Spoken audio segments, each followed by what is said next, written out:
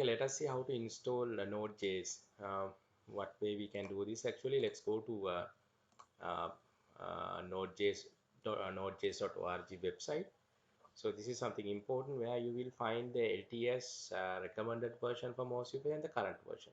Current version where you find the latest version. At least the latest version should be on LTS. It should be 14.117. So the current version, actually the latest version, but you know there can be certain things like certain errors and bugs you can find.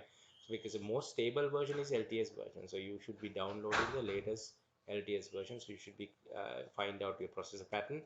You can find your processor pattern by typing on the run say dx diag, rather the pattern mean whether your processor is a 32-bit or a 64-bit. So when I click on that, let's see what is the answer on my processor answer. So obviously it's a 64-bit processor.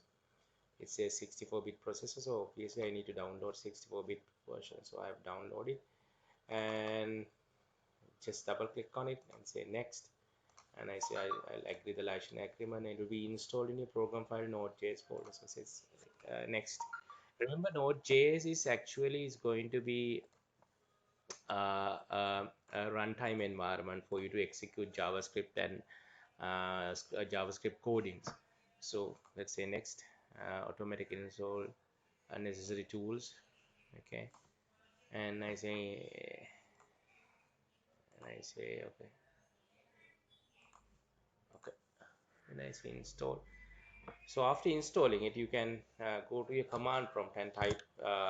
Say go to the command prompt and type there. So it's still is installing. You can type. You can type actually in there as saying. You can type there as say node node and two underscores. Not underscore dash and say version. So when I press that enter, so still actually Node.js is not installed. You can see the version of your Node.js. Thank you.